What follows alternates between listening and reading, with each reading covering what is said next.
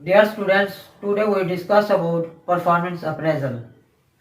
आज हम performance appraisal को डिटेल के साथ पढ़ेंगे।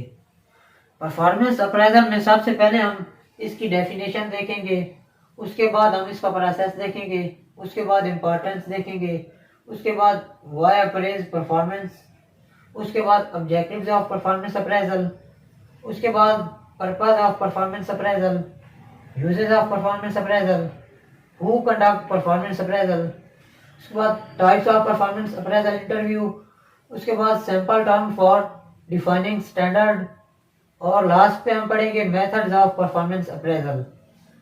ट्रेडिशनल मेथड भी हम पढ़ेंगे और मॉडर्न मेथड भी हम पढ़ेंगे। तो सबसे पहले अब हम इसकी डेफिनेशन को देखते हैं। Performance appraisal is a systematic process in which a manager evaluates the performance of employees in an organization in order to improve their performance, promote them, or transfer them or fire them. Performance appraisal एक systematic process है जिसमें एक manager किसी भी organisation में employees को evaluate करता है ताकि उनकी परफॉर्मेंस जो है वो इम्प्रूव की जा सके, या उनको प्रमोट किया जा सके, या उनका ट्रांसफ़र किया जा सके, या उनको फायर यानी कि डिसमिस किया जा सके। यानी कि ये जो परफॉर्मेंस अप्रेजल है इसमें एम्प्लॉयज की परफॉर्मेंस को चेक किया जाता है और उसी परफॉर्मेंस की बुनियाद पर एम्प्लॉय को प्रमोट किया जाता है, उसी परफॉर्मेंस की बुनियाद पर एम्प्लॉय को ट्रांसफ़र भी किया जाता है। अगर एम्प्लॉय काम अच्छे से कर रहा है तो उसको प्रमोट कर दिया जाता है, अगर एम्प्लॉय काम चोर है, वो काम ठीक तरह से नहीं कर रहा, तो फिर उसको जो है फायर या डिसमिस कर दिया जाता है। तो ये एक बेसिक कंसेप्ट है परफॉर्मेंस अप्रेजल का। अब हम इसके प्रोसेस की तरफ चलते हैं कि इसका प्रोसेस क्या है।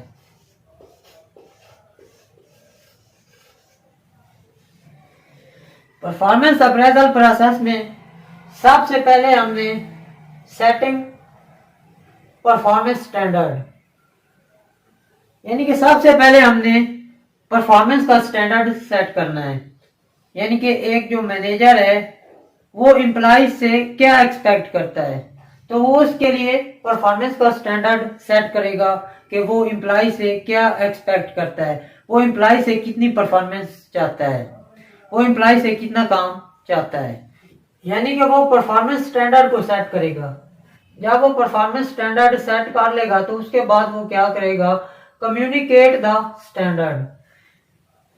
जो वो स्टैंडर्ड सेट करेगा वो उसके बारे में एम्प्लॉय से कम्युनिकेट करेगा कि भाई हम आपसे इतना एक्सपेक्ट करते हैं, हम आपसे इतनी परफॉर्मेंस चाहते हैं। यानी कि वो एम्प्लॉय से कम्युनिकेट करेगा। कम्युनिकेट के बाद मेजरिंग स्टैंडर्ड, यानी कि जो स्टैंडर्ड मैनेजर सेट करेगा तो वो उसको मेजर करेगा। यानी कि मैनेजर जो भी स्टैंडर्ड सेट करेगा तो वो उसको डिफरेंट टेक्निक्स, डिफरेंट मेथड का यूज करके उसको मेजर करेगा। यानी कि वो मेजर करेगा कि जितना वो एम्प्लॉय से एक्सपेक्ट करता है वो उस पे पूरा उतर रहा है या नहीं।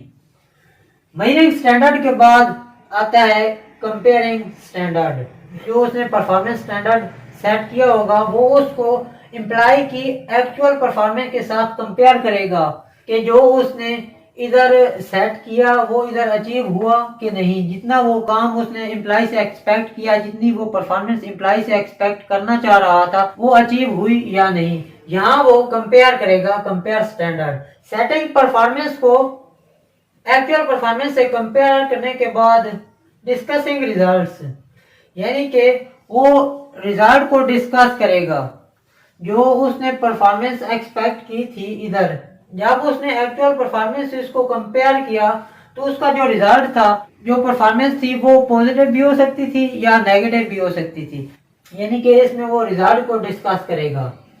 रिजल्ट डिस्कस करने के बाद टेकिंग करेक्ट स्टैंडर्ड। अगर उसकी परफॉर्मेंस जो है वो बैड है तो जो मैनेजर है वो एम्प्लॉय को ट्रेनिंग देगा, मुख्तलिफ मेथड यूज करके उस पे उसकी परफॉर्मेंस को जो है वो इम्प्रूव करेगा। अगर एम्प्लॉय की परफॉर्मेंस इम्प्रूव हो गई तो ठीक है, अगर मैनेजर को लगेगा कि एम्प्लॉय की जो परफॉर्मेंस है वो इम्प्रूव नहीं हो सकती तो वो मैनेजर जो है वो एम्प्लॉय को फायर कर देगा, यानी कि डिसमिस कर देगा। अगर एम्प्लॉय की परफॉर्मेंस जो है वो अच्छी थी तो जो मैनेजर है वो एम्प्लॉय को प्रमोट कर देगा। ये परफॉर्मेंस अप्रेजल का प्रोसेस था। अब हम बात करते हैं importance of performance appraisal. Importance of performance appraisal. First one is most significant tool for an organisation, यानी कि परफॉर्मेंस अप्रेजल से ही किसी एम्प्लॉय की जो परफॉर्मेंस है उसको मेजर किया जा सकता है, उसको इम्प्रूव किया जा सकता है। इसलिए किसी भी ऑर्गेनाइजेशन में ये जो परफॉर्मेंस अप्रेजल है ये एक सिग्निफिकेंट टूल है। दूसरे नंबर पे यूजफुल फॉर मेकिंग डिसीजन। ये डिसीजन मेकिंग के लिए बहुत यूजफुल है। डिसीजन फॉर एग्जांपल के एम्प्लॉय की प्रमोशन करनी है या नहीं करनी, या किसी एम्प्लॉय को डिसमिस करना है या नहीं करना, यानी कि ये डिसीजन के लिए जो बहुत यूजफुल है परफॉर्मेंस अप्रेजल। चौथे नंबर पे व्हाई अप्रेज परफॉर्मेंस, यानी कि परफॉर्मेंस हम क्यों अप्रेज करते हैं। तो पहले नंबर पे play central role in management process, यानी कि मैनेजमेंट प्रोसेस में ये सेंट्रल रोल प्ले करता है परफॉर्मेंस अप्रेजल। परफॉर्मेंस अप्रेजल से ही किसी एम्प्लॉय की वर्किंग कंडीशंस का पता चलता है कि वो कितना परफॉर्म करता है, उसकी परफॉर्मेंस क्या है। दूसरे नंबर पे प्रमोशन ऑफ एम्प्लॉयज। एम्प्लॉयज की प्रमोशन के लिए भी हम उसकी परफॉर्मेंस को अप्रेज करते हैं। तीसरे नंबर पे for correcting deficiencies. Performance appraisal से जो वो डेफिशिएंसीज है उनको खत्म कर सकते हैं। हमें परफॉर्मेंस अप्रेजल से हमें उन डेफिशिएंसीज का पता चलेगा तो हम जो है ट्रेनिंग के जरिए या बाकी जो दूसरी तकनीक्स का यूज से हम डेफिशिएंसीज को खत्म कर सकते हैं। और लास्ट नंबर पे to find out the weakness and strength of employees. Employees की स्ट्रेंथ और वीकनेस को फाइंड आउट करने के लिए हम जो परफॉर्मेंस है उसको अप्रेज करते हैं, यानी कि परफॉर्मेंस से हमें एम्प्लॉयज की वीकनेस और स्ट्रेंथ का पता चलता है। अब हम बात करते हैं objectives of performance appraisal. Objectives of performance appraisal.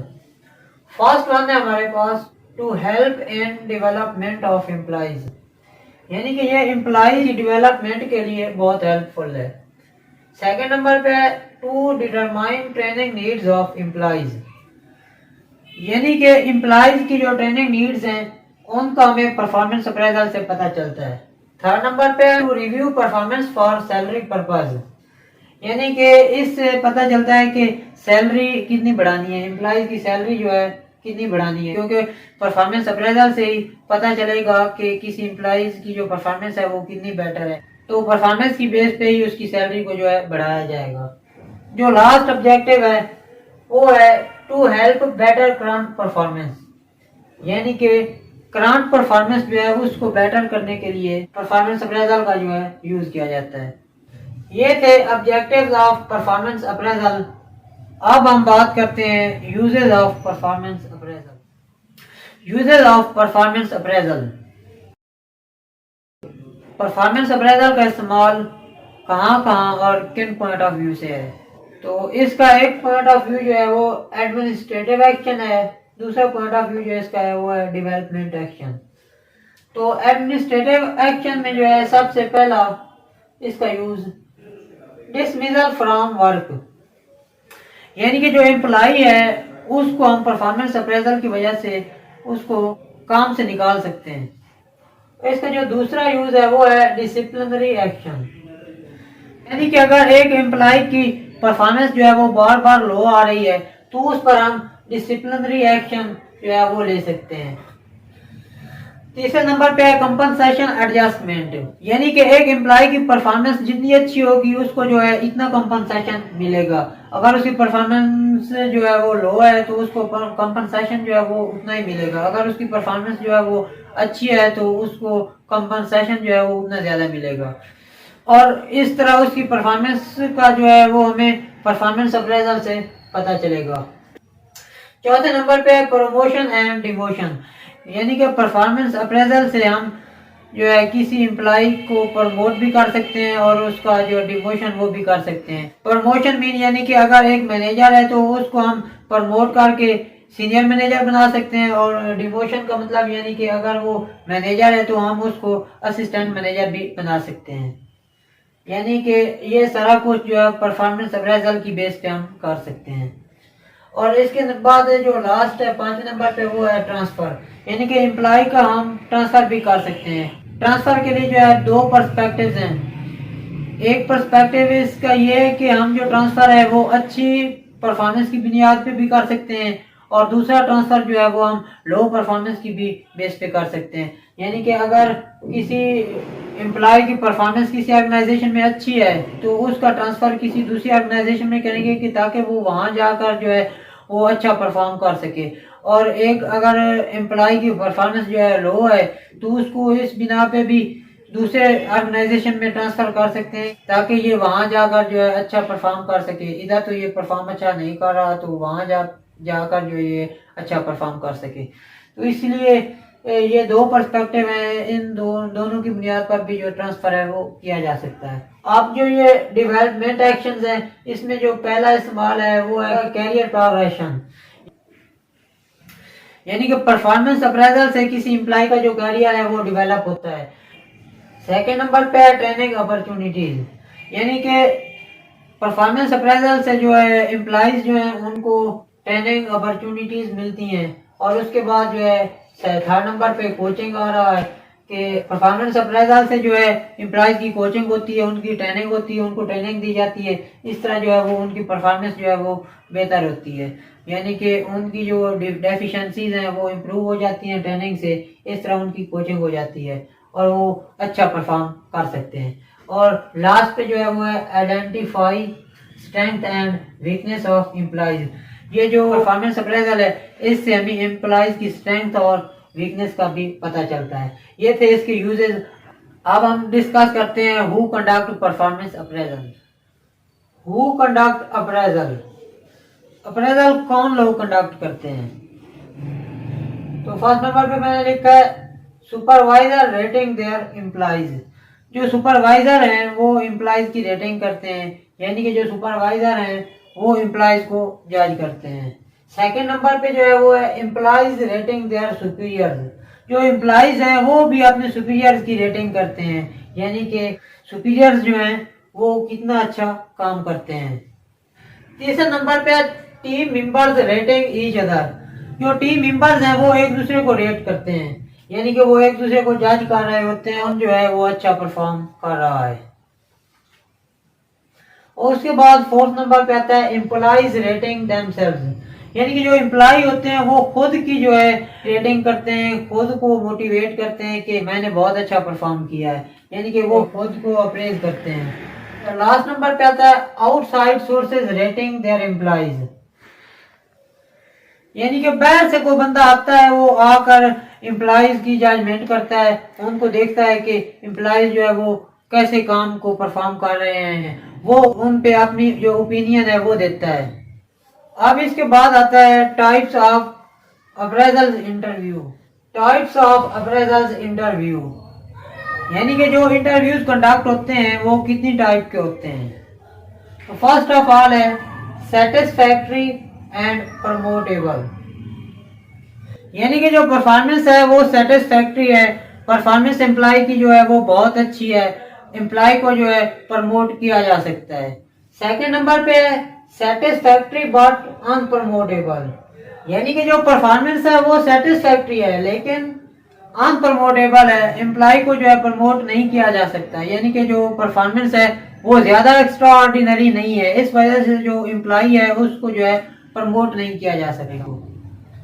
Third number पे है अनसेटिस्फैक्ट्री बट करेक्टेबल, जो परफॉर्मेंस है वो बिल्कुल अनसेटिस्फैक्ट्री है, यानी कि परफॉर्मेंस जो है बिल्कुल जीरो है लेकिन उसको करेक्टेबल बनाया जा सकता है। जो एम्प्लॉयज हैं उनको ट्रेनिंग देकर या डिफरेंट तकनीक्स के इस्तेमाल से जो परफॉर्मेंस है उसको जो है करेक्टेबल किया जा सकता है, परफॉर्मेंस जो है वो ठीक की जा सकती है। जो लास्ट पे है वो अनसेटिस्फैक्ट्री बट अनकरेक्टेबल, जो परफॉर्मेंस है वो अनसेटिस्फैक्ट्री है लेकिन करेक्टेबल भी नहीं है। यानी कि आप जितनी भी तकनीक से इस्तेमाल कर लें, आप जितनी भी काउंसलिंग कर लें एम्प्लॉय की, लेकिन जो परफॉर्मेंस है वो अनकरेक्टेबल ही रहेगी, परफॉर्मेंस जो है वो करेक्टेबल नहीं होगी। तो इसके लिए आपको जो एम्प्लॉय है उसको फायर ही करना पड़ेगा, उसको जॉब से डिसमिस किया जाएगा क्योंकि उसकी जो परफॉर्मेंस है वो अनकरेक्टेबल होगी। ये थी टाइप्स ऑफ अप्रेजल इंटरव्यू। अब जो मेथड्स ऑफ परफॉर्मेंस अप्रेजल्स हैं वो हम नेक्स्ट वीडियो में डिस्कस करेंगे क्योंकि वीडियो जो है वो काफ़ी लंबी हो गई है। तो उस वीडियो का जो लिंक है वो मैं इस वीडियो की डिस्क्रिप्शन में डाल दूंगा।